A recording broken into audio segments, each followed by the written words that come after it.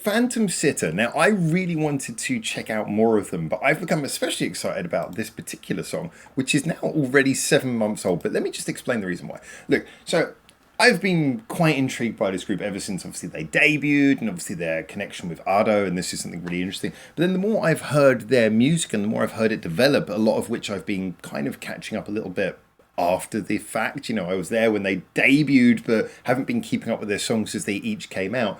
I've been increasingly finding myself enjoying kind of the vibe, what they do, the craziness, but it's kind of got a charm to it. It's not that sort of craziness where it feels like too try hard. It actually has a bit of a creative flair to it. So I'm very kind of intrigued to hear more of this group. And I decided that as they seem to be, according to what some of you guys have told me, gearing up for an album, I thought, you know what, I'm going to, which is assumedly going to be a collection of all the singles that have come out already. I thought I'm going to catch up on some of the songs I missed. Now, this one I found, and it's called Bot Boca, or Boca, which, sorry, my pronunciation's crap. But basically, yeah, I was really interested by this one because that name basically should translate as nothing but bots. So it seems that this song could be a bit of a commentary on, shall we say, the falseness of a lot of the things online. And I find this particularly interesting because this came out premiered on November the 11th, 2025, as you can see here, which to me suggests that it is, you know, very much in the age of AI, very much in the age of a lot of online fakery that has, you know, been slowly increasing over time anyway. But I'm just kind of intrigued to see how a group like Phantom Sitter, who mostly seem to be using a fantastical, crazy, almost supernatural style in order to talk about often real world mentalities. I'm looking forward to seeing how they approach this both as a song and as a video. But anyway, there you go. Those are my thoughts. This is why I'm kind of retrospectively peeking up on some of the songs that have already come out, which I maybe hadn't heard previously. And let's jump in and check this out. This is Bot Boca by a Phantom Sitter.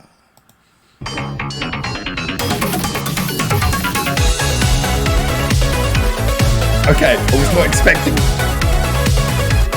We've got a bit 80s, okay.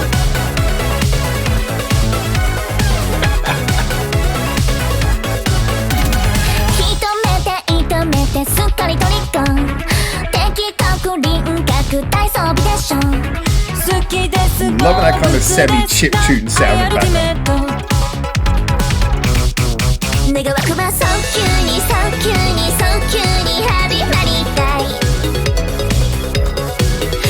I'm getting a little bit of a... I'm getting a vibe of another song, but I'll mention it later.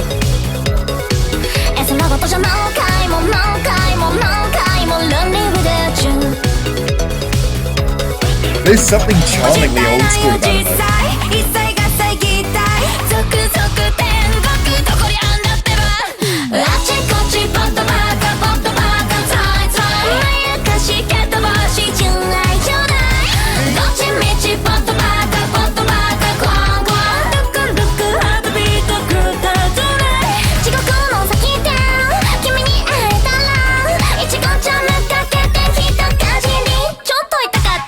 That's a very sort of infectiously catchy chorus, but again, like a lot of Phantom Sitter songs, it's not overly simple. It's kind of got a little bit better. This is the same room that Polka Dot Stingray used for a music video recently. I think it looks like that.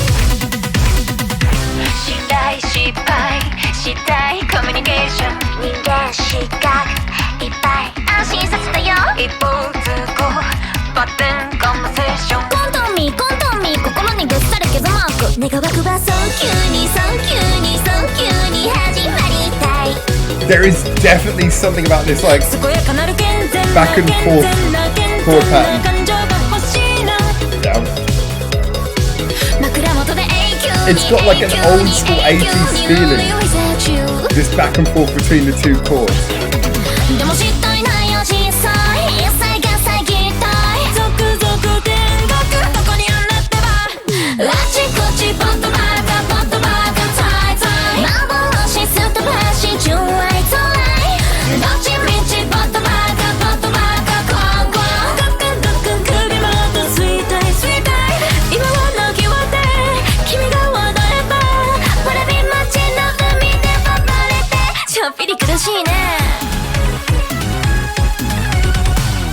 Oh, is there another help? There's usually a helpless guy in a lot of their videos. I wouldn't want to be the guy who's being chased by Phantom Cinema on the night. I'm gonna be honest.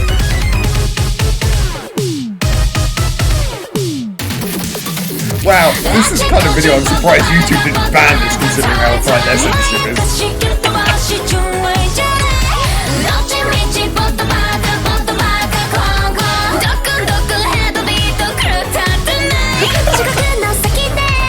Oh, we're going full Hannibal Lecter in this one, aren't we?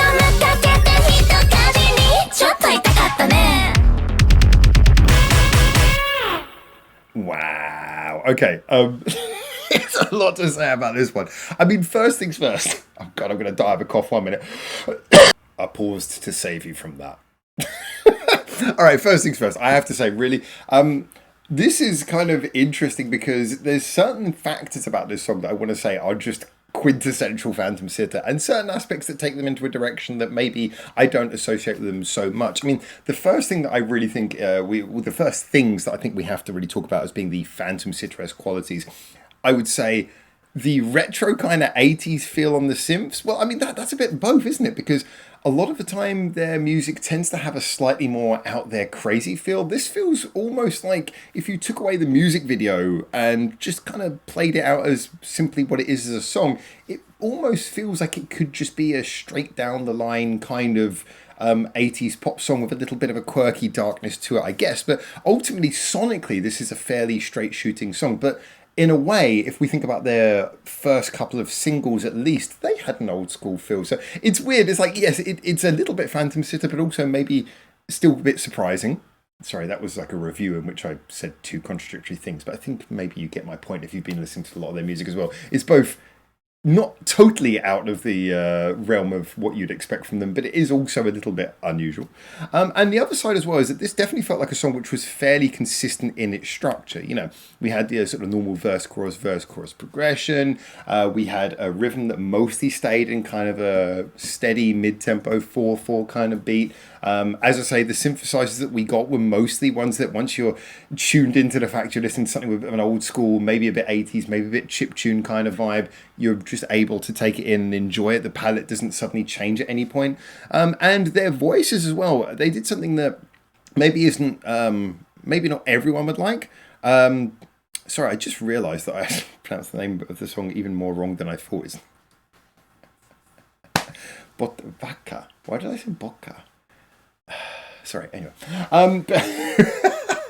But yeah, I mean, there's a lot of things going on in this song where I feel like the vocals are interesting as always. They have a lot of interplay between them, but I didn't get the feeling that they were overly pushing their voices. There was no feeling that they were sort of using the full dramatic range that you get in some of their other songs. And some people might not like that. I know there's some people who, if they like a band with really good guitarists, they want to hear like solos in every song. If they hear a song with a really good singer, they want to hear the singer's voice powered in every song. I think sometimes what really shows you that someone's got quality is when they can sing songs that don't have to use their full dramatic range or their full power range or their full skill range, and yet can still deliver it really well. That ability to do a song that doesn't require those things but still do that song very well. You know, the ability to measure your input is just as powerful as your ability to use your full range. So when I listen to a song like this where they're not overly powering their voices, but they just kind of sound good as a group, you know, they work well together, their voices make a nice sort of harmonized whole, each one of them delivers a good sort of sense of rhythm and bounce. It just feels to me like a very rewarding kind of listen, because it's not taking you to any of the most extreme Phantom Sitter places, but what you're left with is a song that's catchy, memorable, fun. It flows well, it flows quickly, you know, everything about the way it goes through the pre-chorus into the chorus, it's got a good sort of sense of flow. You know, this is just a song that for me was really enjoyable. Yes, it's not going to be the most standout one, it's not the most weird or eye-catching, ear-catching song. It is just a song that works. And I would definitely come back to this on repeat play, maybe more than a lot of the more famous songs. Just because it has a certain, I can already feel it has a certain re-listenability to it that's very enjoyable. The video, again, very charming, simple premise, but certainly takes advantage of showing their personalities. Really liked a lot of the imagery. Definitely goes to a violent place eventually. But it is interesting how, you know, you kind of, I didn't really notice this actually before, but how they're looking at all these old CRT monitors. I love those old TVs with the VHS thing at the bottom. God, I remember those. And yeah, I kind of love how you got that, and they seem to be getting intoxicated by these machines. Sort of just grabbing hold of these bits of tech, and then it eventually turns them into psychotic killers. But at least they get a good meal out of it, you know? Violence, but at least they're well fed and healthy. If you ever had lamb hearts, there's a lot of protein in them, so I'm assuming this is pretty healthy. Anyway, there we go. As always, thank you so much. Get in the comments. Tell me what you think. Please, no cannibalism. And until I hopefully see you very soon for the next one of these, for now, ciao, ciao.